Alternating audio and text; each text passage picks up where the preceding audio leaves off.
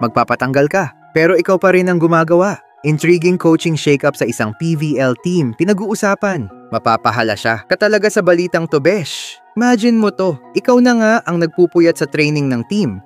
Ikaw na rin ang nag-i-strategize para sa draft, ikaw pa rin ang inaasahang magstay hanggang end ng 2025 season. Pero sa likod ng lahat ng yan, pinag-iisipan ka na palang palitan?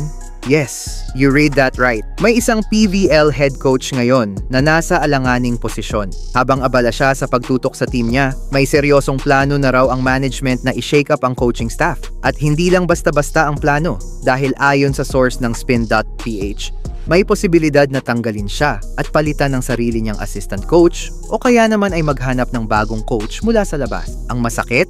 Wala pang final decision. Pero ang target, bago mag-PVL draft sa June, dapat may linaw na. Isipin mo yun, kakatulong mo lang sa pagbuo ng strategy para sa draft pero baka hindi mo na pala masaksihan kung paano i-execute ng team ang plano mo. Ang team daw na ito ay isa sa mga up-and-coming teams ngayon sa PVL. Ambisyoso, gustong umangat, at mukhang willing mag-take ng risk para sa pagbabago. Kaya kahit na may ongoing pa silang commitment sa coach, mukhang handa silang ikat ang ties kung sa tingin nila makabubuti ito sa team's future. Sa pagkakaalam, ang final stretch ng 2025 PVL season ay mangyayari matapos ang pag-host ng bansa sa FIVB Men's Volleyball World Championship sa September. Kaya habang abala ang buong volleyball world sa preparations, may isang coach dyan na abala rin sa pag-iisip kung hanggang kailan pa siya. Ang tanong ngayon, may loyalty pa ba sa larong ito? O puro resulta na lang talaga ang habol? Kapag lumabas ang pangalan ng team na to, siguradong maraming magugulat.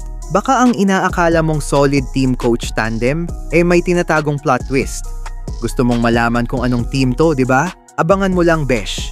Dahil ang tunay na laban, hindi lang sa court nangyayari.